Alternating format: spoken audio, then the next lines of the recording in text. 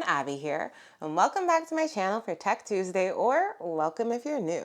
Now today, I'm going to be comparing the Garmin Forerunner 265S to the Garmin Forerunner 255S. I'm going to be letting you guys know the similarities and major differences between both of these smartwatches so you can see which one is better for you. But before I get started, make sure to hit that subscribe button if you're not already subscribed so you can stay tuned to all my new videos dropping weekly and so you can help the channel grow.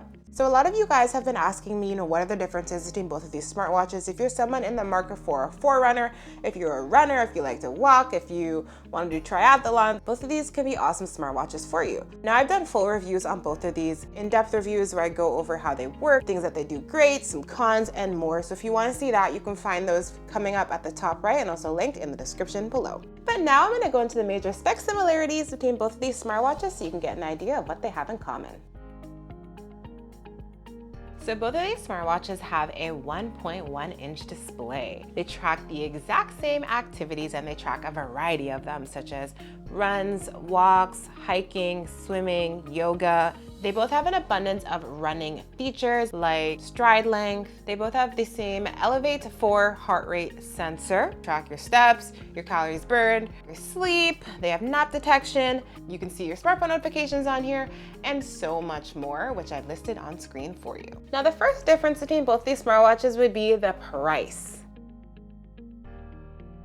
Now the Forerunner 255S came out in 2022, where the Forerunner 265S came out in 2023. So because the Forerunner 255S is a little bit older, it does go on sale a lot more often than the 265S. The price right now is even on sale. So the current prices as of recording are, for the Forerunner 255S, $329.99 Canadian and $249.99 American, while the Forerunner 265 currently goes for $599.99 Canadian and $449.99 American. So between these smartwatches at the regular price, there's over $100 of a difference there. Your budget might be a factor here because there is a significant price difference. And if you're finding this video helpful so far, please go ahead and smash that like button for me. I'd really appreciate it. So another major difference between both of these smartwatches is the display.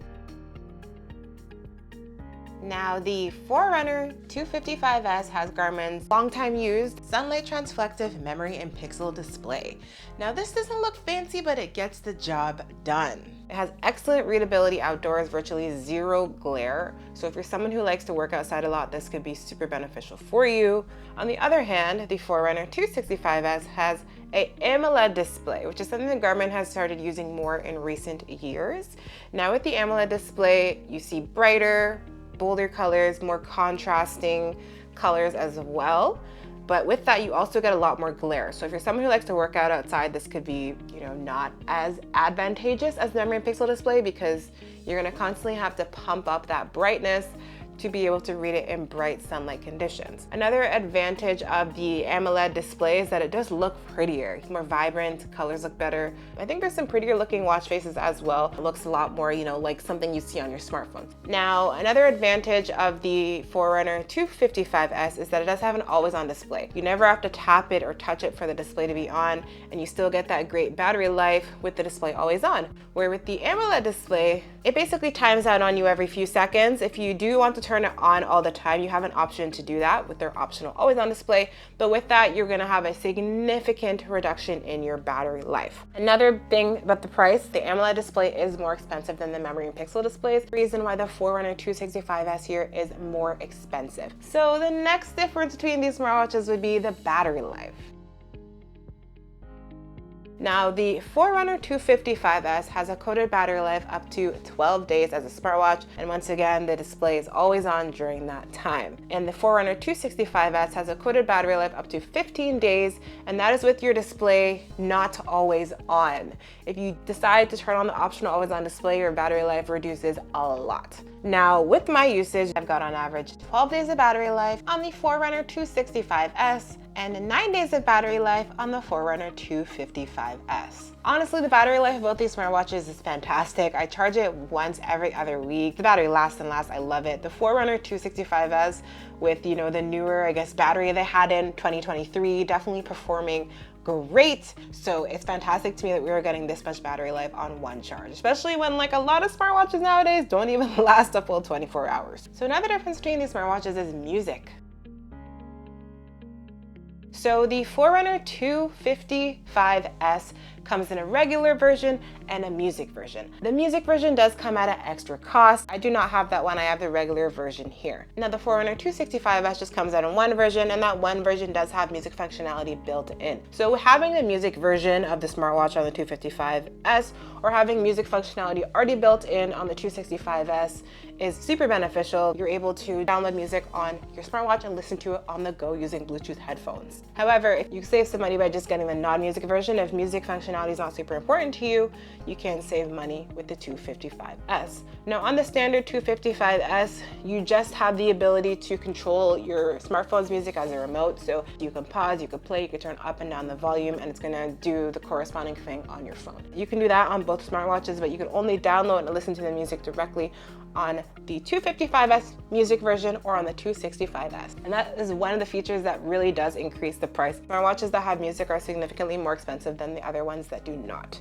So another difference between both these smartwatches would be the design. Now both of these smartwatches do come out in a variety of different color options. And when it comes to looking at them, they do look pretty similar. They both look pretty sporty looking. They got that black bezel, they got metal buttons. They have the exact same size band, they fit the same wrist sizes. They look very similar. The major thing when you're looking at it right off the bat is the display that you are seeing. The displays look very different. The Forerunner 255S, once again, has that memory and pixel display. It has a flat lens, where the 265S, an AMOLED display, once again, it is kind of raised around the sides. So one thing that I see a difference here is that screen protectors fit a lot better on the 255S because it's flat, and you could put on tempered glass screen protectors if you would like to, which are pretty strong and durable. The 265S being curved, you can only put on those like TPU, those like film screen protectors, because the other, tempered glass won't fit on there because of the curve. But I personally always like having a tempered glass because it is pretty strong and protective. Whereas the film ones, they're pretty good at protecting from little scratches, but they're not gonna really protect from much more. But I always recommend putting a screen protector on your smartwatches. So another difference between both of these smartwatches is the operation.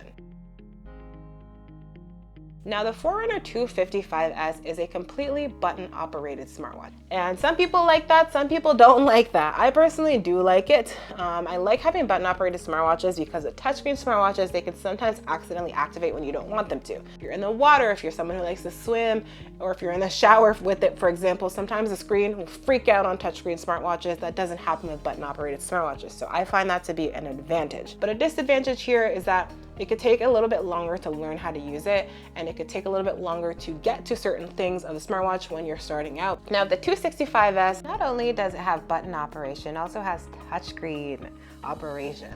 So this is kind of the best of both worlds. For those of you who like your button operation, you can go ahead and turn off the touchscreen completely. Or for those of you who like your touchscreen operation, you can go ahead and use that. It could allow you to usually navigate the smartwatch a bit faster. And the smartwatches do have a variety of differences, which I've been talking about during this video, but here are a bunch of them listed on screen for you, some that I have and have not mentioned yet, in case any of these are deal breakers for you. So another thing I want to talk about is activity tracking. So on both of these smartwatches, they both track a variety of indoor and outdoor activities. So when it comes to activity tracking, I honestly don't see a difference at all. I find both of them do a very good job at tracking my activities. They have the exact same heart rate sensor. I get the same step results, breath rate, and same with tracking activities. I get results that are almost identical, or they might vary between 5% or less. If you're thinking that just because you're paying more for the 265S, you're gonna get better activity tracking, unfortunately that's not the case, but it is nice that you are able to get equally good activity tracking on the lower priced Forerunner 255S as well. All right guys, so when it comes to which one I prefer, I would go with the Garmin Forerunner 255S. I prefer the design of this one a little bit more. I do like that it has a completely flat display. I love having it always on display. I also like having zero glare outdoors. And I love that it comes in at a lower price point, yet still tracks a bunch of activities and metrics for me really well. That being said, I think the 265S is a fantastic smartwatch. If you are someone who you do want an AMOLED display, you want touchscreen ability, I think that could be a fantastic smartwatch for you. And either one you choose, I honestly don't think you'd be disappointed. I think both of these are great smartwatches, especially if you are someone who is a runner. They have an abundance of running features on there that just don't compare to Garmin's other smartwatch lines like the Venue line or the Vivoactive, for example. Now, if you guys are looking to pick up either of these smartwatches today, I have a link in the description below for you to use. If there's anything I missed today that you want to know, just go ahead and drop a comment below. I do read all the comments, so I'll definitely get back to you. That's all I have for today. Thanks for watching, and make sure to like, comment, and subscribe. Bye.